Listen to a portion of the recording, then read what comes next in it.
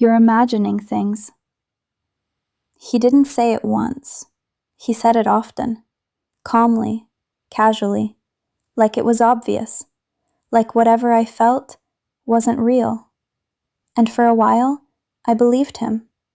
Not completely, but enough to doubt myself, enough to pause before speaking, enough to question what I was feeling instead of questioning what I was seeing. It started with small things, like it always does. A change in tone, a shift in attention, the kind of things you can't prove, but you can feel. I remember the first time I said something. "I feel like you've been distant," I told him, softly, not accusing, just honest. He looked at me for a second, then sighed. "You're imagining things." Simple, direct, dismissive. I paused, tried to explain. "No, You're overthinking again," he added. And just like that, the conversation ended. Not because it was resolved, but because it was dismissed. And that became a pattern. Every time I noticed something, every time I tried to talk about it, every time I felt that quiet shift, there it was again. You're imagining things. At first, I pushed back, tried to explain better, tried to make my feelings sound more logical, less emotional, more acceptable. But it didn't change anything, because the problem wasn't how I explained it. It was that I noticed it at all. And slowly, I started saying less, not because I had nothing to say, but because I already knew the outcome. Dismissal, every time. And that kind of response, it does something to you. It doesn't just silence you, it makes you question yourself, your thoughts, your instincts, your reality, until one day you're not sure what to trust anymore, yourself or the person telling you you're wrong. Weeks passed, then months, and that pattern became normal. I would notice something, pause, think about what he would say, and then decide not to say it, because I didn't want to hear it again. You're imagining things. But the strange thing was, the more I stayed quiet, the more I noticed. Because when you stop arguing, you start observing, and observation is different. It's calm, it's clear. It doesn't try to prove anything. It just sees. I started paying attention to details, not intentionally, just naturally. The way he checked his phone, the way he angled it slightly away, the way his attention shifted, even when he was sitting right next to me. Small things, but consistent. Patterns. And patterns, they don't lie. One night, I almost said something again. Almost. He was sitting beside me, scrolling, smiling slightly, at something on his screen. I noticed it, felt that familiar feeling, that quiet instinct. But this time, I didn't speak. I just watched. And that's when I realized something. I didn't need to ask. I didn't need to question. Because every time I asked, he changed the story. But when I stayed silent, the truth stayed visible, clear, unfiltered. And that realization, it changed everything. The silence felt different now. Not heavy, not confusing, just clear. For the first time in a long time, I wasn't trying to figure things out. I wasn't questioning myself. I wasn't wondering if I was imagining something, because I had stopped asking. And when you stop asking, you start seeing, clearly, without interruption, without someone else reshaping what you feel. That night, I didn't say anything. He sat beside me, scrolling through his phone like always, relaxed, unbothered, comfortable. And I just watched. Not in a suspicious way, not trying to catch him, just observing. Because now, I understood something.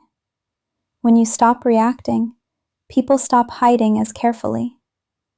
He smiled again, that same small smile, the one I had noticed before.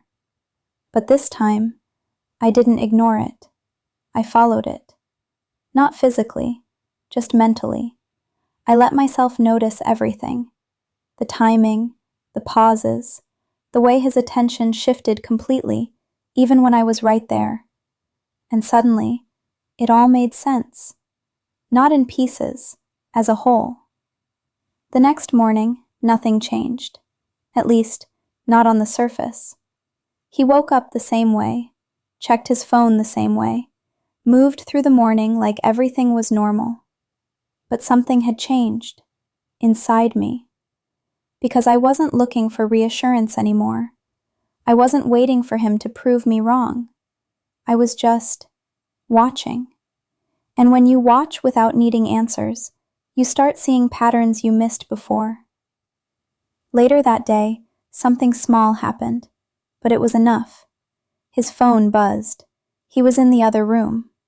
I didn't rush to it, didn't grab it, didn't even stand up immediately, because I wasn't trying to find something. I already had. But when I walked past the table, I saw it, just for a second. The screen lit up, a message, a name, not saved, just a number, and one line. "Are you coming tonight?" That was it. No context, no explanation, just that.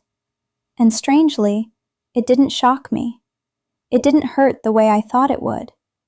Because by the time you see something like that, you've already understood everything before it.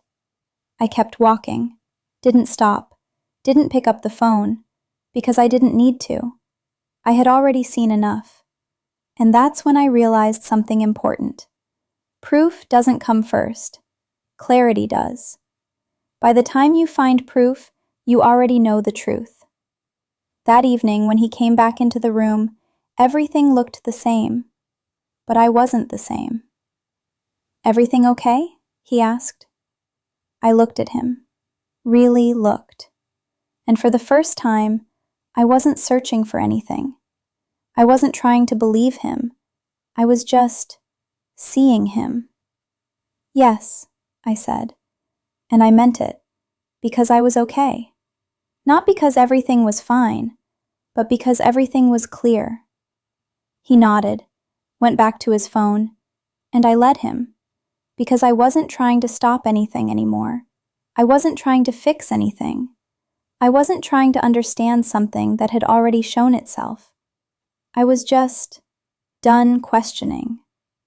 Looking back, I realized something. It wasn't just that he said I was imagining things. It was what that did to me. How it made me doubt myself. How it made me ignore my own instincts. How it made me stay quiet when I should have trusted what I felt. But once I stopped asking, once I stopped trying to prove anything, everything became visible.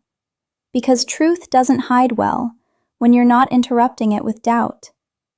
I stood up slowly, not in anger, not in a rush, just with certainty. He looked up briefly. "Where are you going?" he asked. I paused for a second, not because I didn't know, but because I wanted to say it clearly. "I'm done imagining," I said quietly. He frowned slightly. "What does that mean?" I looked at him one last time. "It means I finally see things the way they are."